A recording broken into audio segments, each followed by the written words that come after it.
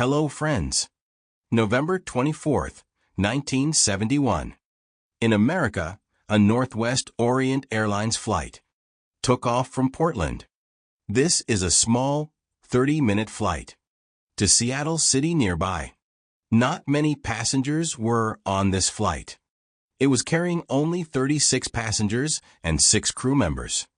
But these passengers were unaware that a hijacker was present on this flight. A man named D.B. Cooper. The hijacker looked like a normal businessman. He was dressed like that. A business suit, white shirt, and black pants. He must have been in his mid-40s. He intentionally sat in the last row of the plane. Seat number 18E. As soon as the plane took off, this guy introduced himself to an air hostess. He mentions his name, Dan Cooper. The hostess's name was Florence Schaffner. And with a big smile, he handed a note to the air hostess. Schaffner was a 23-year-old woman who thought that this man was trying to flirt with her. So, she took that note and kept it with her without reading it. Seeing this, Cooper told her that she should read the note. He said that he had a bomb. When Schaffner opened the note, it was clearly written in neat handwriting. "Miss, I have a bomb in my briefcase, and I want you to sit by me." Schaffner quietly sat next to Cooper, but she still couldn't believe that he actually had a bomb. So Cooper opened his suitcase to show it to her.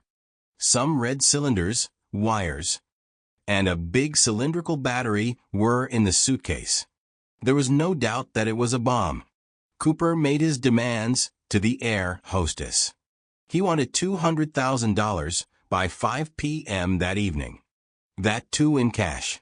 He wanted all that cash in a bag, along with 2 parachutes in the back and 2 parachutes in the front. When they eventually landed, he wanted to have a fuel truck ready to refuel the plane. He warned her against trying anything strange, threatening to blow up the plane otherwise. The other passengers on the plane were unaware of this, and air hostess Schaffner didn't want the other passengers to know. She quietly went into the cockpit and showed Cooper's note to the pilots.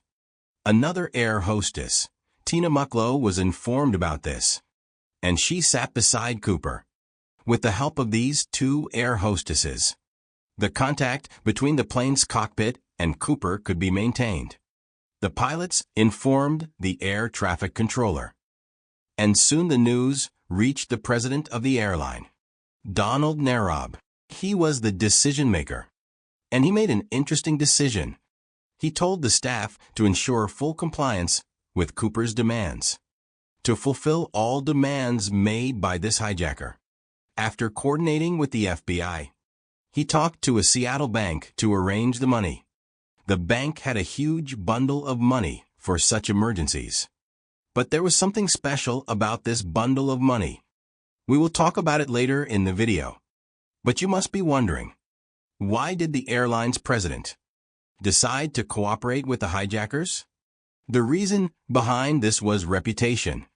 The airline's president didn't want the news of the hijack to spread all over the world, leading to heavy losses for his company.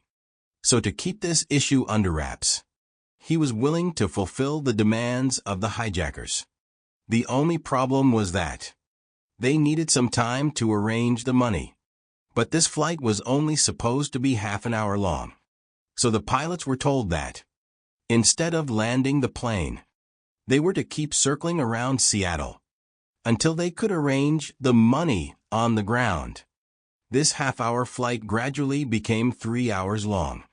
Passengers were still unaware of what was happening. Flight pilots announced that they were facing minor technical difficulties, causing the delay. The other passengers believed this. Finally, this flight landed at Seattle's airport at 5:46 p.m. According to Cooper's instructions, the plane was parked far from the main terminal building. One airline representative approached the plane with a bag of money and the parachutes. When the 4 parachutes and the bag of money was given to Cooper. He allowed the passengers and flight attendants to leave the plane, except Tina Mucklow. After this, according to the plan, the plane was refueled, and it takes off again. This time, only the pilots were on the plane, along with Cooper and Tina. Cooper started giving instructions to the pilots again for the destination of the flight, the speed of the flight, down to the very angle.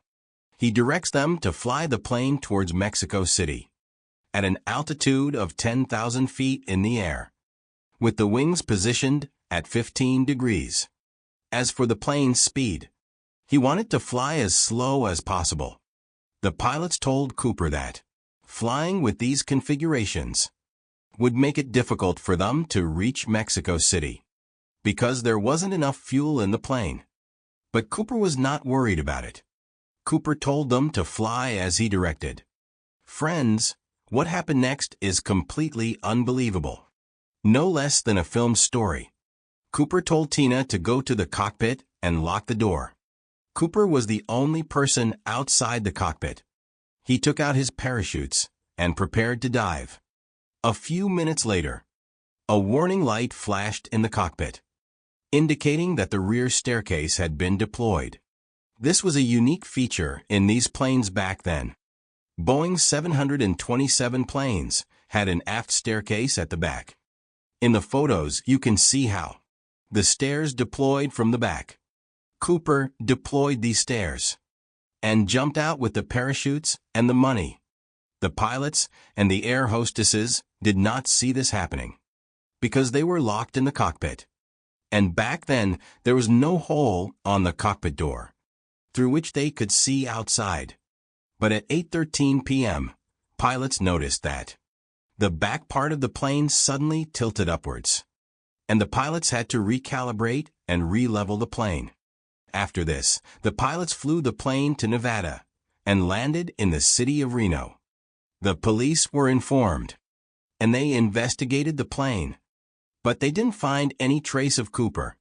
The only things the police could find was a tie with a clip on it and some torn parts of the parachutes, which Cooper had used to cover the bag of money. Apart from this, they found some personal items belonging to Cooper, like the cigarettes he was smoking on the plane. Smoking was allowed in airplanes back then. Investigators investigated everything thoroughly, and they found 66 unidentified fingerprints. Fingerprints belonging to neither the crew members nor to the other passengers. But the suitcase that had the bomb, the bag of money, and the parachutes were all missing like Cooper. From that day, the FBI started its investigation to find Cooper. But no trace of Cooper was found. This investigation went on for 45 years. It was officially closed in 2016. But the answers to many questions are still unanswered. This is the only hijack in history that no one has been able to solve. One of the greatest mysteries for the FBI. Who was Cooper? What happened to him? Was the money ever recovered by the police? There are too many questions. Let's try to unravel this mystery. Two things are very interesting about this incident. First, during this hijack, no other passenger knew that their plane was hijacked. Neither was anyone led, nor was anyone injured in this hijack. Many people claim this was due to Tina Mucklow. They call her the hero of this hijack because she was the one to ensure that Cooper remained calm throughout the flight. His demands were met, and no panic situation could be created, which could cause a ruckus or get someone injured. The co-pilot of the plane, Radizak, later said, "She was so calm and cool and collected. I could not think of anyone that would have been better to have sitting next to someone who would do a criminal act like." The second interesting thing was that the name D.B. Cooper. As I told you in the beginning, that guy's name was actually Dan Cooper. But today most people call this the mystery of D.B. Cooper. How did Dan become DB? This is because of a mistake by a news reporter. Back then, there was a reporter named James Long, who was late for meeting his deadline. So, in a hurry, while talking to his police source, he misheard the name. The police said that the hijacker's name was Dan Cooper. But this reporter heard DB Cooper and used this name for his news report. This report was picked up by other journalists while talking about this news in their newspapers and channels, started using the name DB Cooper. This is how the name of the hijacker changed. In psychology, this phenomenon is known as anchoring. Anchoring is a cognitive bias that states humans rely too heavily on the first piece of information. The first piece of news you hear about any breaking news. You have the tendency to believe it. In 2013, a joke theory related to this was published. Brandolini's law, also called the bullshit asymmetry principle. It states that correcting this anchoring effect can be very difficult. The amount of energy needed to correct bullshit is of much higher magnitude than to produce it. In broad terms, spreading lies is relatively easier. But having people believe the truth to correct that lie is much more difficult. But in case of Cooper, it wasn't a huge mistake. Only the name was wrong. Anyway, a hijacker shouldn't be expected to use his real name. FBI's initial investigations showed that when Cooper jumped out of the plane, Cooper had strapped the cash around him. The cash weighed around 10 kilos. Cooper used 2 parachutes to jump, one strapped in front and one behind. The police had an idea of the area in which Cooper jumped. He jumped in the southwest area of Washington state. There were pine forests, lakes, and canyons in the area. Bears lived there. So, in the beginning, the investigators said that there was no chance of Cooper surviving, jumping from a height of 10,000 feet. And in pitch darkness. It was completely dark at 8 in the night. Second, the clothes that Cooper was wearing were not at all suitable for jumping. Jumping in pants and shirt when it was raining outside, with heavy, black clouds in the sky, at the height of 5,000 feet. It means that Cooper could not see anything while falling. On top of that, the wind speed was important too. It was estimated that when Cooper jumped, he had to be traveling at the speed of 320 kilometers per hour. The United States Parachute Association believed that there was another problem on top of all this: the cold water. In November, the temperature in this American region is very low. If Cooper had fallen into a lake, it would have been almost impossible to escape from there. In such cold water, hypothermia would have set in within a few minutes. And, on top of that, the weight strapped on Cooper would have made it more difficult to swim. But despite all these, some such reasons surface later, which force us to think that perhaps Cooper survived this jump.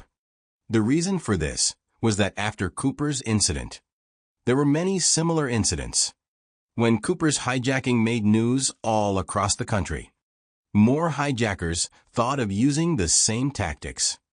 At least 5 people did the same copycat hijackings. And all these 5 people survived after jumping off the plane. One of them was Martin McNally, who hijacked a plane on June 24, 1972. He used the exact same modus operandi. He demanded a sum of $500,000.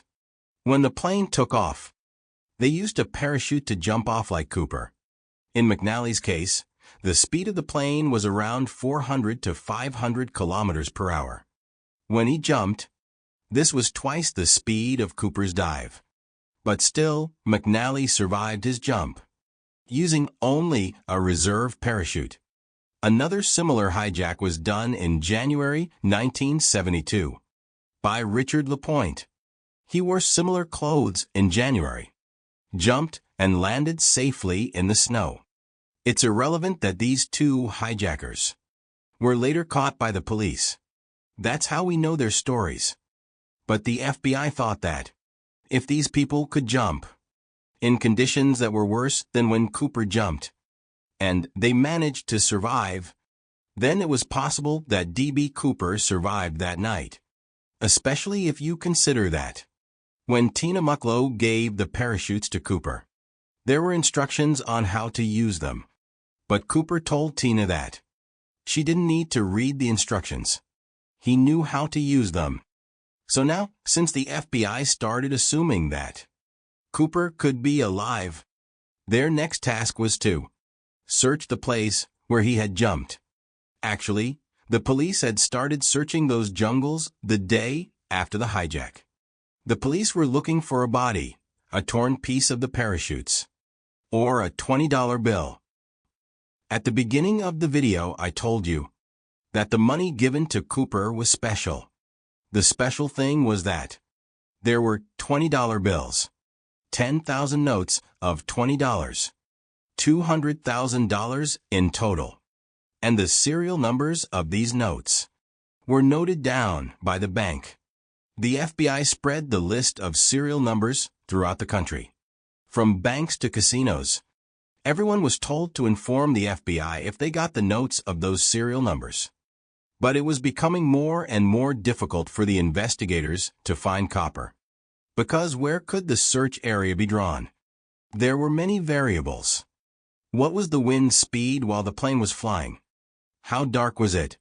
What was the exact location of the plane when Cooper jumped? After jumping, at what height did Cooper deploy his parachutes? And in which directions could the parachutes have gone? The investigators' best estimate was that it would have landed somewhere near Lake Merwin in Washington state. The FBI ran a practical experiment. If we fly the same aircraft with the same configurations and push out a 91 kilograms sled through the stairs, based on where the sled landed, we can get a better idea of the area where Cooper could have landed. Due to this, door-to-door searches were conducted in this area. The local farmhouses the police used to knock on every door to investigate and to ask people. Petrol boats were running on Lake Merwin and Lake Yale. One company used their submarine for the search. 200 feet under the Lake Merwin, they continued to look for him. They wanted to find either the money, a piece of the parachute, or a body. But they couldn't find anything. Eventually, the investigators published the serial numbers of the notes in the local newspaper. They ran the news that the first person to find a note from those serial numbers would be awarded $1,000. This offer remained for 3 years, but not a single note could be found. Now let's skip to 1979, 8 years since the hijack. Suddenly, a pilot contacted the FBI. His name was Tom Bohan, and he worked for Continental Airlines.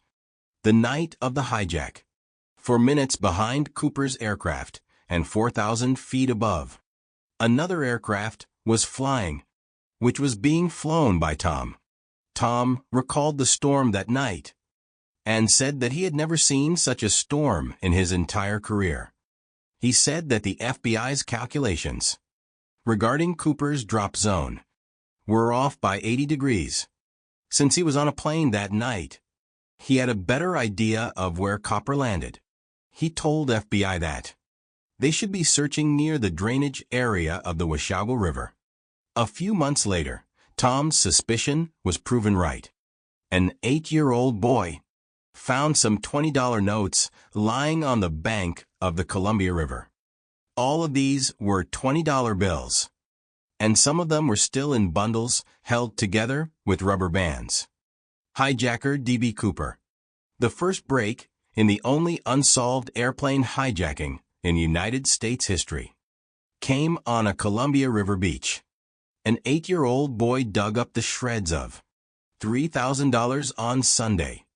As soon as the police checked the serial numbers of these notes, it was immediately confirmed that This was the same money from years ago that was given to Cooper. Another search was conducted around this place, but they couldn't find all of the money.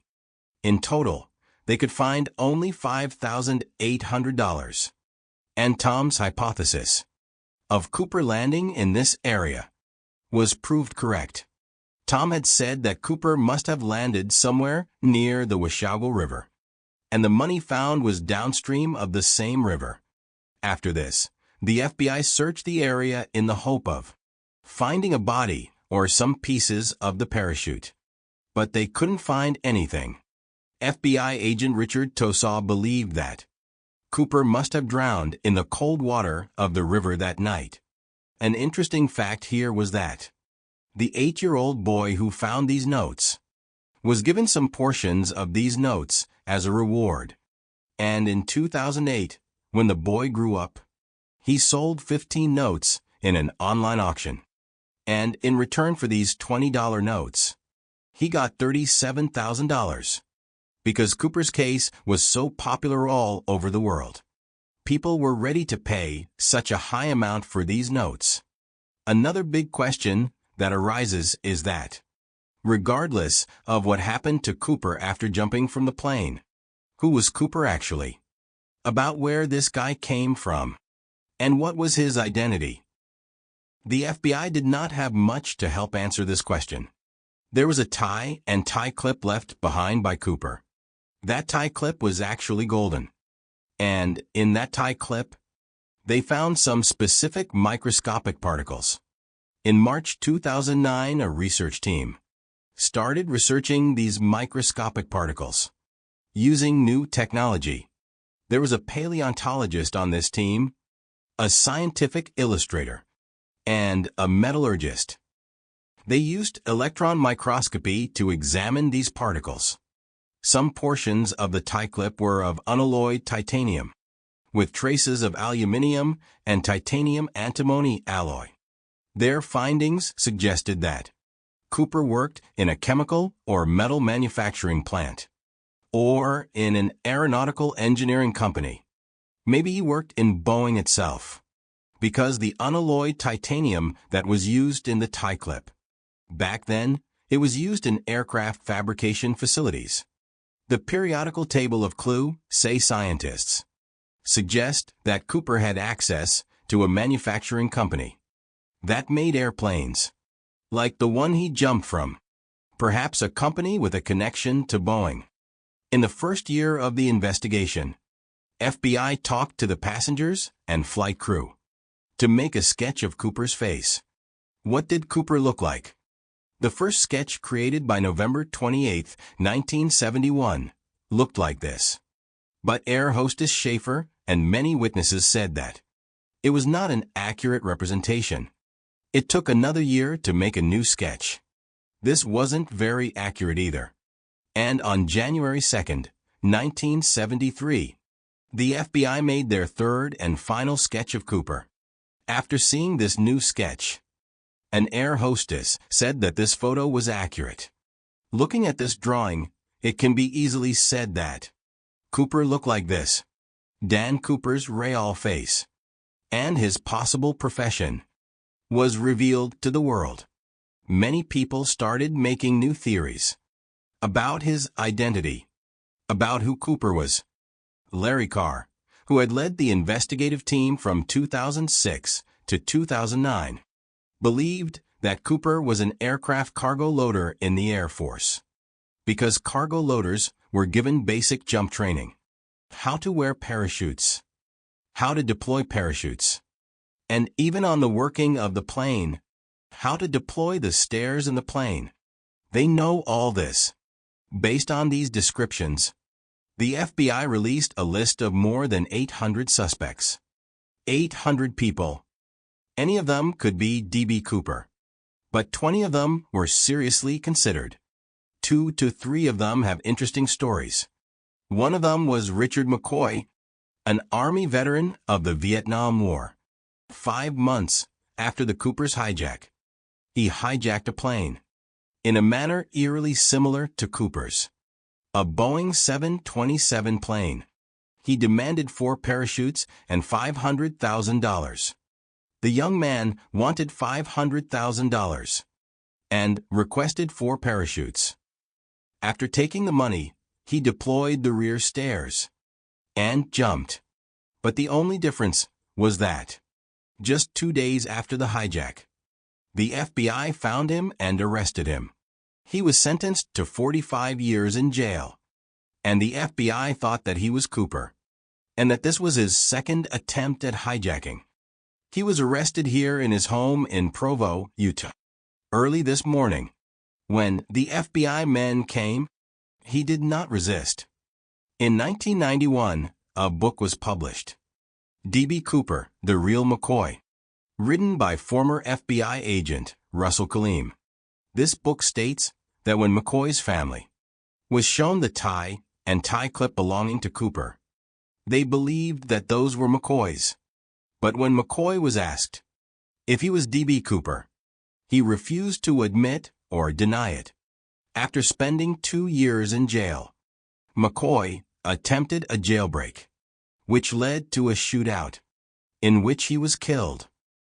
After hearing all this, you may feel that the mystery is solved. But there are more twists in our story. Today, the FBI does not officially consider McCoy as D.B. Cooper. There are 2 major reasons behind this. First, based on the sketch they made, the description of D.B. Cooper does not match McCoy. Second, the FBI later found evidence of McCoy's whereabouts during the night of Cooper's hijacking. He was in Las Vegas. The next day, he was at his home with his family. Since there is evidence of this, it is clear that McCoy cannot be D.B. Cooper.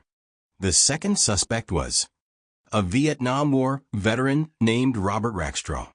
He was arrested multiple times for fraud, aircraft theft, and possession of explosives.